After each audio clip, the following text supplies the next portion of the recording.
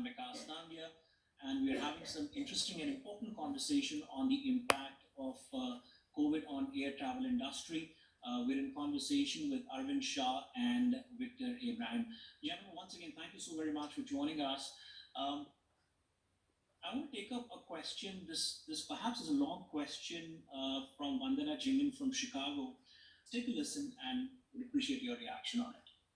Hi, Namaskar. Vandana Jingan from Chicago. Thank you for each and every one of you. Thanks because for taking my question. COVID-19, as we call it, the Chinese virus, it is very sad to say it has affected the hospitality industry. My question to you, what as an association of travel agents that you have done or you are planning to do now to bring the confidence back in the mind of people that travel is safe, you can take a travel because people are still not taking travel, even domestic, unless or until it is needed. International travel, we are so very unfortunate because we are immigrants and most of the people's families, half families are back home. And if they are in India and unseen circumstances, some parents are ill or something like, in very extreme cases, then they had to go. So that thing is now over with the bubble flights, and they have government has announced fifth phase of Vande Bharat. That has gone. But what, like for a common man, for a person who wanted to like little bit of confidence, where do we see the future? Because still it is not operational, and they have announced it till October the 30th. Would you please tell us something that you know as an insider and we are not aware of it, and what's coming for people? Thank you.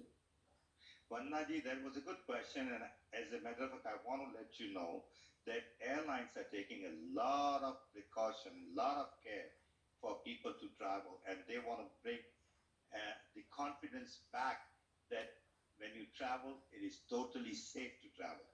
From small, minute thing to even making sure that every seat is being sanitized. When they land the plane, then they defog the whole plane. So they have been working very hard on that, and I can assure you that it will continue to work on those. As a matter of fact, a friend of mine just came back, and I'm sure Victor will also vouch for that. That the presently it is more safe to travel on a plane than anywhere else because airlines have taken tremendous precaution for safety of the passengers. Yeah. Victor, I understand that as per the new norms, they've said that the passenger traveling either sector, US to India or India to US, they have to get COVID testing done 96 hours prior to flying. Is that so? Yes, that is correct. Because like Arvind just said, things. The good news, Vandana and others are, it's much more easier now compared to where it was a few months ago. And with the COVID test, it is taking an additional precaution, especially going from the US. They're not mandating it coming from India to the US, but going over, especially for for citizens and American citizens and OCI card holders and emergency travel, they mandate that because they want to ensure that the environment is safe. So nowadays, I think you can get the results within 24 to 48 hours. There are clinics that get you that, and that helps for them to accept you, and that is a requirement, especially traveling eastbound. What would be your suggestion to the passengers? Should they be taking a non-stop flight, or they should be taking the flights which are which take halt on their way? I'll start with Victor. Go to Arvind then. Yeah, yeah, because I mean, what I recommend is even if you're taking an international flight to the first port of entry, say for example Delhi or Mumbai, you should connect within 24 hours. You don't want to stay, otherwise, then what happens is then you will have to follow the local state government rules and go into institutional quarantine. So the best thing to do is connect within 24 hours, and most of them have domestic flights that will connect you, say for into the south part of India or into the north part of India. So you're able to get those connections right away, and that is what is required within 24 hours.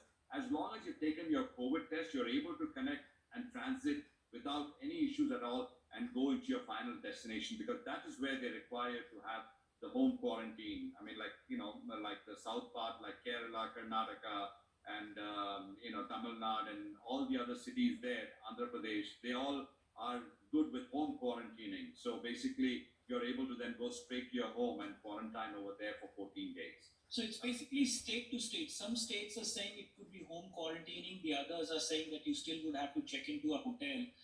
So it depends. And is it the same case while coming into US as well? Some, I mean, you want to say- It's very clear. You're able to transit right away within 24 hours, and you can come.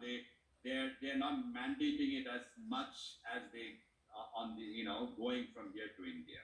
One of the confusions out with passengers is also that who's bearing the cost of quarantining if they have to quarantine into a hotel.